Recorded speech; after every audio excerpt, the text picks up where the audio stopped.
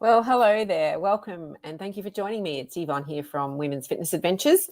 I'm going to talk about Goldilocks and the three bears, but Goldilocks when it comes to our hiking and hike training plans. So thank you for joining me. This is an open conversation, so love for you to have it two ways. And if you have any questions that relate to hiking or hike training or training plans, please go ahead and ask them. So one of the things, I get lots and lots of things coming across my desk, emails, messages, bailed up on the trails, all sorts of things. And I've spent the last 3 days on the trails and have a pretty fair idea over the 11 years of what holds us back or what stops us or what makes us fearful or anxious when it comes to, really enjoying and embracing our multi-day hiking adventures. And that is the number one thing that probably affects everyone in the world, no matter what we do, and that is procrastination. Why start today when I can start tomorrow? But particularly when it comes to hike training plans. So I'm going to talk about the Goldilocks rule that we have, why waiting to train can actually sabotage your hiking adventures. So sit back and enjoy this because I'm going to give some really good tips for you. And like I said, if you have questions, please go ahead and ask. So perhaps you've been sitting there, and I know many women in particular, women who hike or want to hike. One of your dreams might be the Camino, or it might be one of those long distance pilgrimages. And you might have it on your bucket list for when you retire or transition to a different stage of your life. And you might be thinking, well, one day. And then that one day comes and you're not ready. And it can really just blow it all up completely. So I think we need to, let's break this down and work backwards. So, we all have, this might sound a bit like doom and gloom, but it's not meant to. We all have a finite amount of time, in our 24 hours. We've all got exactly the same amount of time and how we choose to spend that, but also in our longevity as human beings and, fortunate enough to, still be here, still be able to be active and out there doing things. So we put this dream adventure on our list and it might seem, or we've booked in and it might seem like it's so far away. And then go, yeah, I'm booked in. I'm so excited. And all we do is talk about it and not actually get out there and do the training. And I have seen this and I have had questions asked about this as well. Someone just recently was booked in to do I think it was a Camino, and it was a retirement gift to themselves, which is just such a fabulous thing. But when we're working full time, we can find it really hard to do the training that's required for such a long distance thing. But what happens is that when we get caught in this feedback loop of I don't have enough time, we're never going to have enough time. So, many of us will wait till we think the timing's right to start our training and wait till, that transition happens, or, when the kids move out, or when I retire, or when I don't have to look after parents, or when I, then I can get focused on my training, or then I can start to get fit, or then I can do whatever. But life doesn't quite work like that. Life has a funny way of, a song here, life has a funny way of sneaking up on you, and it can easily take over. So we get caught in this habit of just waiting till something happens. And I know I get lots of emails saying, I can't make it, not today, we've got to do this, got to do that. And it's the same pattern that keeps on happening. So how do we break that cycle? How do we bake in that our hike training is our Goldilocks plan? And whether we have an adventure booked or not, how do we keep that motivation high and keep training so that when adventure does come along, we know that we're ready and we don't have to step up too far, which actually makes a whole lot more sense from a safety point of view, from an injury point of view, from a burnout point of view, from keeping that motivation high and keeping yourself exactly where you want to be all of the time in terms of health and wellness. So welcome, Alethea, first on, back to non-daylight savings. Hello, Jelena. Hello, Chris. Hello, Kerry. Hello, Marie. Hello, Karen. Hello, Ellen. It looks like the yep, all over the coast today. So thank you very much. Waiting hurts. Waiting does not make it smooth. So what is the Goldilocks plan?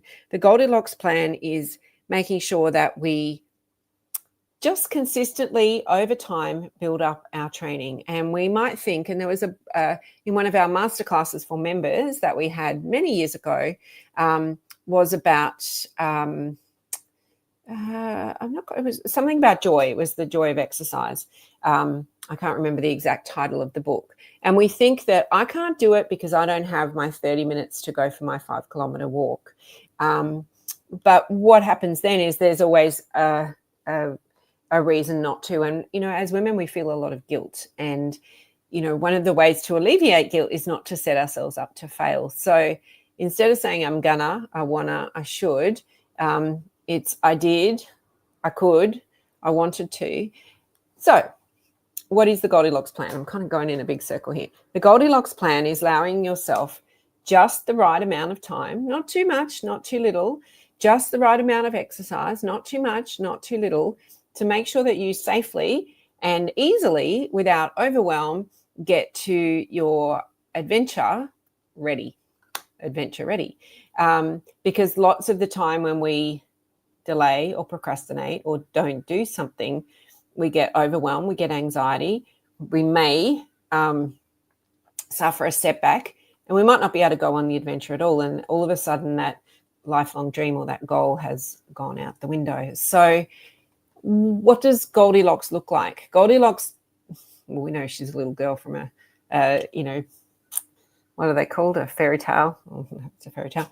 But, one of those sorts of things.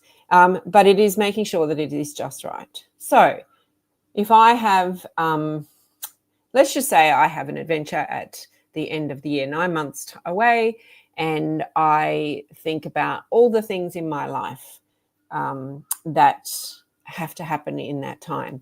There's birthdays, there's work, there's, family events, there's, time for, not that we should plan for it, but time for unwellness, with flus and just seasonal things that might happen.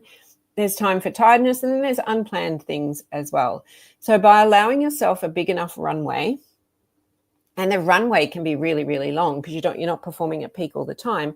By allowing yourself a big enough runway, you're actually going to allow for all of those bumps in the road, and you're going to start to minimize any guilt that is there as well. Now, I know many of you who are watching tonight are already at that space where you are adventure ready. You've just kept building and building your hiking base so that when the time comes, you just have to step it up a little bit. It's not so big and overwhelmed. But for someone who is just starting out, and let's just say you have a long distance like a Camino in your sights and you're booked in, and it's in 3 months' time, and you may have, recently been able to do more training than before, and suddenly you've got an injury, or suddenly you've come down with a flu, or suddenly you've come down with a virus. And you know that on those days of that month that you're hiking for a month, which is a long time, and doing distances a day, that you're not prepared for that.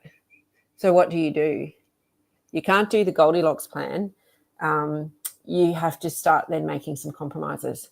So if you, and they may not be the ones that you want. So if you were to step back and go, okay, imagine I was in that situation, and I'm just hypothetical now. Imagine I was in that situation, and if I was in that situation, how exactly would I feel? And I know for many of you who have adventures booked with us, and many of you watching who I don't know who you are, you may want to have an adventure booked with us, is you're thinking, okay, well, I've got that adventure booked now, and I know it's a couple of months away, and I know, or, more than that, a year away, that you're going to give me a training plan.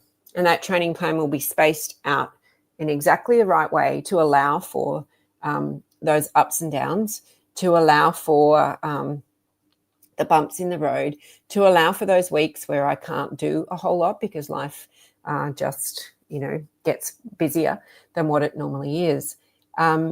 But the key is, and Barbara is here today, and we chatted about this because we've got an adventure together at the end of the year, is to just give yourself the time to get back out on the trails, no matter how slow you might feel you are, no matter how challenging it might feel. It's never going to feel as bad as if you get to an adventure and you haven't done the work. Never. And each time we go out in our training, each time we move our body, each time we train our muscles to do something different, it's going to get easier for the next time. But you don't want to be the one on the adventure who rocks up and the day before says, I don't think I've done enough training. Because then you're shooting yourself in the foot with your confidence and your anxiety every single day that you go out on the trail. So in our Goldilocks plan, we're not just out on the trails though. We're building that endurance in our legs. Now, this might seem like a bit of a broken record in that I keep saying the same thing, but we need endurance. We need that time on our legs. So you can spend that time on your legs walking around your suburb, walking, if you live at the beach, unless you live at the beach, I wouldn't suggest a whole lot of beach walking. But, walking along foreshores, that sort of thing. That's time on your legs and stamina. But the trail is not like a footpath. The trail is quite uneven. And so we need to train our body to be on unstable surfaces. So, well, not unstable. So we need to train our body when we're on surfaces that are not smooth, that are unpredictable, so that we are less stable when we're on those surfaces. So we need to train our body to handle that a whole lot better and be stronger and more able to predict what the trail is going to unfold for us. So that's where we need to do our strength work. We need strength in the core so that if I am standing on one leg, my hands are out as a practice, out the sides for balance, not on my waist. If my hands are on my waist, then I'm actually giving some benefit to my core, whereas if they're out to the side, the core can do its own work and get stronger in that very way. So we shouldn't, in our Goldilocks plan, train on the trails all the time. Okay, we need a balance of strength work. If we train on the trails all the time and we train on the same trails all the time, our body will just find more efficient ways of doing that trail and trick ourselves into thinking that we're getting faster and stronger with our hiking. It's okay to go back to that same trail once every month or once every 6 weeks and benchmark yourself and see how that performance is going. But if you are training on the same trail week after week after week, then it's probably giving you a false sense of security. If you're doing the same time, the same distance, same elevation, same backpack weight, that is not a Goldilocks plan. That is great to be out there, but it's not actually challenging you. So what we want to do with our training is build that hiking strength, build that hiking endurance, and build our cardio fitness at the same time as well. Now, Christine's asked me a question from Bali. Hello, Christine. Hello, Pauline. Hello, Sandra. Hello, Marianne. Is there a formula to calculate how long you need to train for a certain time? For example, 12 weeks training for a 4-day hike, 24 weeks for a 7-day hike. It's a great question, and the answer is it depends. I know there is in running, for example, but it assumes you have a base level of fitness to start with. But the question is, it's kind of like how long is a piece of string, because it might take, say the hike is a hike in Iceland and it's a 4-day hike, and we would give a 12-week training plan. But if the hike is graded as moderate and you are not at any hiking level at the moment, then it is unlikely in 12 weeks that you will get to that level of fitness required. Because even if you trained every single day, which we don't recommend, the possibility of fatigue would be much higher. The possibility of injury or burnout would be much higher as well. So effectively, if you were starting from scratch and wanted to do a moderate hike, we would say double that.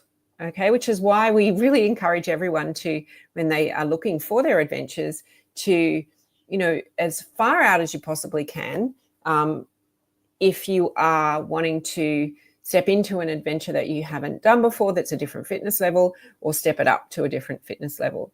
If you are maintaining your fitness, if you're doing an adventure every, year or so and you're maintaining that level of fitness, then 12 weeks would probably work. What we want to make sure with our 12-week or 24-week or whatever it might be is that we're not peaking too early. When we put too much load on the body, we will put that our body under stress and duress, and we don't want that, because when we do that, the possibility of injury is very high.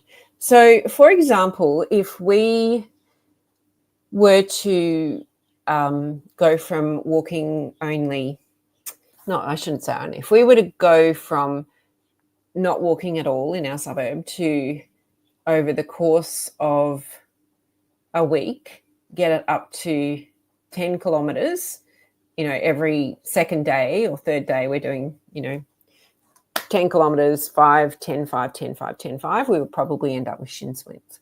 So what we want to do with our training plan and the Goldilocks plan is to do things gradually. So we want to only change one variable at a time. So 12 weeks, if you're starting from scratch or wanting to go to that next level, may not be long enough. So you want to train, at a certain distance for a week or two and see how it goes. You want to train at a certain speed over that distance for a week or two and see how it goes. You want to train at that speed and that distance with a weighted pack and see how it goes. Because if something breaks, as in niggles, or your body gives you feedback, you want to know what variable it is. But if I said to you, go train on that mountain 10 kilometers at 4 kilometers an hour with a backpack weight of 10 kilos, and you've never done that before, something is going to break. So that's not to say that you can't do adventures. It's just to give yourself that long runway. So if you're thinking, okay, well, that's all well and good, Yvonne, I don't have an adventure planned, I don't know what I want to do, but I want to keep my fitness level up for hiking.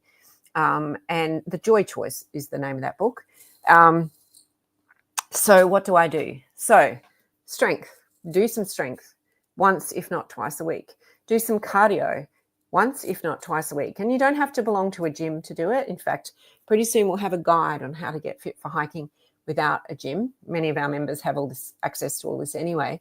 But, stairs and hills are your best friend when it comes to that. And if the thought of stairs and hills terrifies you, and if the thought of getting out of breath terrifies you, good, because soon it won't. So just start small. Do as much as you can, and then stop, recover, and then come back, in a day or two and do as much as you can again, and then recover. The key is not to try and do it all at once, because that's when we get burnt out and that's when we get sick. The key is to give yourself a runway. And when we get this feedback loop of, well, that was hard, but it wasn't as hard as I thought. That was hard, but actually I feel okay. That was hard, but I feel I'm stronger than the other day. That's the stuff that keeps us motivated and keeps us going.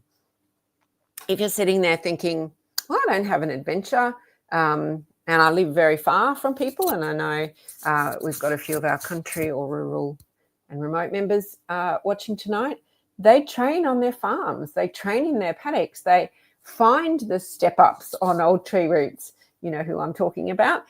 They find those things that they can do wherever they may be to give them the opportunity to always be keeping that hiking fitness, keeping that aerobic base, keeping that stamina and endurance and that strength happening as well.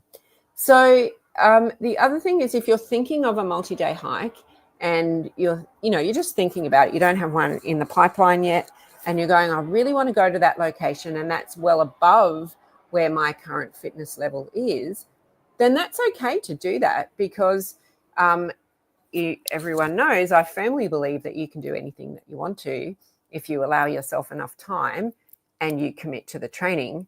A lot of the time I will have people come up to me over the 11 years and say, I've booked on something and now it's only like a month to go and I haven't done any training and I can't get out of the trip.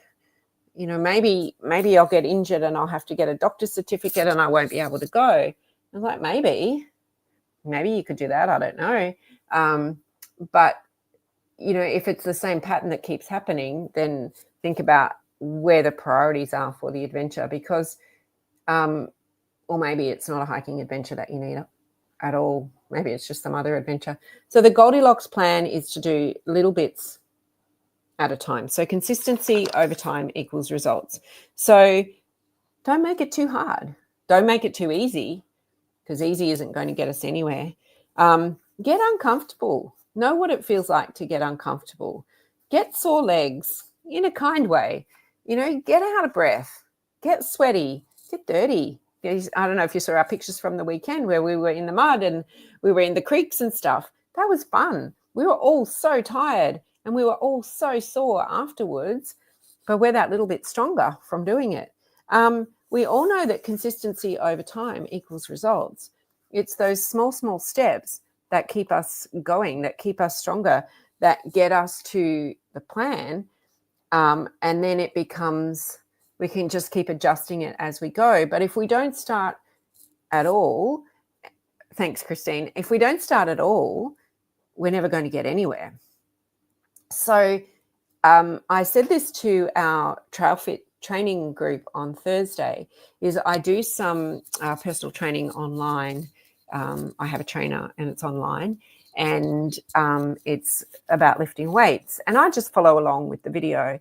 And I had asked her, because I'm doing a lot of work on my legs at the moment, could we have some arm work? And so she gave us an arm exercise, arm program, and it wasn't a follow along. It was one where there was just a little video and then you had to record your weights. And I wasn't, for the whole year, I hadn't been recording my weights. I'd just been following along, thinking that I was, adding more weight to my program.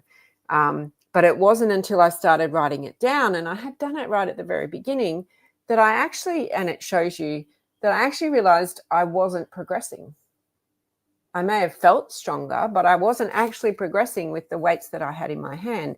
And I know Ellen's watching, and I spoke about this and spoke about Ellen at TrailFit Training, is that, write it down. You can't measure what you can't see. So if you're just starting out and you think this is all overwhelming, write down that you went for a 20-minute walk and how you felt, what the weather was like, whether you went on your own, whether you went with a friend, whether you felt good at the beginning and good at the end, whether you had to drag yourself out the door, what time of day it was, whether you carried anything with you, whether you were thirsty, how you slept that night. So a bit like a feedback loop.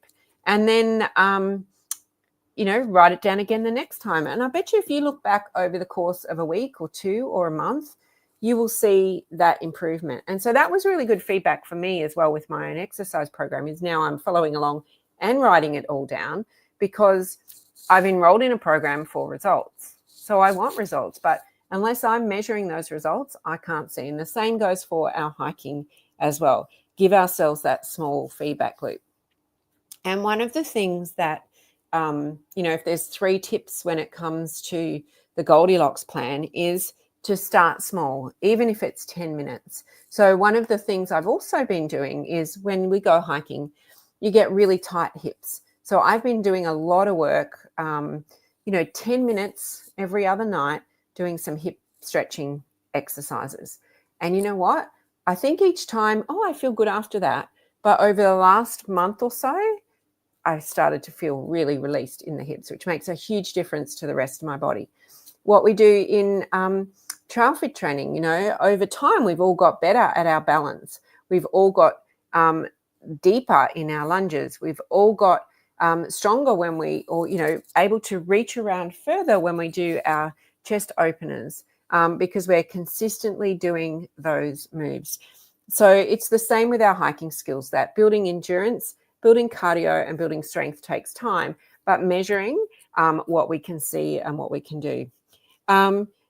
It's also, using those 10 minutes when you're waiting, as I say, for the kettle to boil. Do some calf raises, build strong ankles, do some, rolling around like this with your foot to give yourself some more ankle mobility. Do some squats, do some smiling. It's also to build your program up regularly. Now, I know the ebb and flow of life. Some of us, get injured and we step out for a little while, but to build up regularly, not suddenly. Don't go from nothing to a big 10K hike. Just start small, because if you burn out, you're unlikely to start back in a hurry. And that's really, really important. What we want is, when thinking about keeping our eyes on the prize, is when we're on adventure, is that we rock up at the accommodation every night and we feel tired and weary, but we feel okay. We feel very satisfied that we've enjoyed, not endured, the day, and that, with a comfy bed and a hot shower and some good food, great conversation, you'll know that you're feeling confident to do it again the next day, not feeling anxious and worried and overwhelmed. But if you've left all your training to the month before, then that feeling probably won't go away for a couple of days until you find your feet on the adventure. And of course, you want to make sure that when you come home from an adventure that you're not injured as well. So it's all about this building this long runway. And Christine, I know you travel around a lot and you're traveling now. And, there's been some ups and downs, which is, just part of it for all of us, is just to not give up, just to, get back on and provide yourself that beautiful feedback loop, because we will amaze ourselves if we write down and just see how far we came from. And prepare mindfully as well. Don't say, don't overcommit in your head that you're going to go out and do this, this, and this, and this, and this every day, because that's just setting yourself up to fail, and it's setting yourself up to feel guilty because, it could be, I'm going to do 3 times a week. Doesn't matter what days they are. But then if you get 3 days in, you haven't set yourself up with any guilty feelings at all, because women are really good at guilt. So, there's lots of examples I have inside our community of women who have followed the Goldilocks plan. But perhaps the best of all is when we give a plan for a multi-day adventure and everyone chooses the adventure based on, knowing what commitment they'll give to their training. But the Couch to Mountain is probably the one that really teaches everyone the essence of the Goldilocks plan and allowing for those, over 6 months, allowing for those bumps in the road, for those setbacks, and how to really build a training plan that fits around your life, because it doesn't have to be all or nothing. It doesn't have to be, I'm training for a hike, therefore I cannot do anything else in my life. It just needs to be part of your life. And part of that is making sure that it's Goldilocks, not burn your butt off, not too hot, not too cold, but just right, and getting those 3 little bears around you that will support you as well. But why does it matter? Why does it matter that you've done a Goldilocks plan, that you've prepared, that you're, adventure ready when it comes to the trail, that you've got the fitness? Because when you get there, you'll feel confident. When you get there, you won't be worried about stuff or anxious about the next day, which means you'll sleep a whole lot better because your mind will be settled as well. It means that you'll enjoy the adventure, that you'll get so much more value out of your investment, not only in money, but in time that you've invested in it. Because every time we invest in something, there's an opportunity cost that we're not investing in something else. So giving time to ourselves or time to others, vice versa, means if we give time to others, we're not giving it to ourselves. So we want to make sure that when we're on the adventure, we have done all the work so that we have that confidence, so that we feel comfortable in our mind and we don't feel worried, so we can sleep well at night, which means we can perform well the next day. But it also means we can connect emotionally and be fully present in the space that we're in as well. But before I finish, the absolute very, very best thing about a Goldilocks plan for hiking, the very best thing, everyone's quiet tonight, the very best thing about a Goldilocks plan is that it's actually a plan for life. Building endurance, so time on our legs, building strength in our body so that we can lift, bend, stretch, reach, crawl, anything, get off the ground, and so that we can comfortably get out of breath if we have to chase a bus or anything like that. That's what a Goldilocks plan is really for. The adventure is here. It's in this year or it's next year or that 6 months. But when you're adventure ready for hiking, you're really adventure ready for life. And I think that's really, really important. So that's it from me for this week. Thank you for tuning in. I hope that has sparked some questions. And if you have any questions, please drop them in here. And if you would like to have a chat about your circumstance and adventure, or not your circumstance, but, what your thoughts are on adventure and whether, you need some help with a hike training plan, then if you're a member, just tag me in the Facebook group or on here And if you're not a member and you're watching, then hello. And then please put your question in here as well. So thanks very much, and I'll catch you next time. Bye.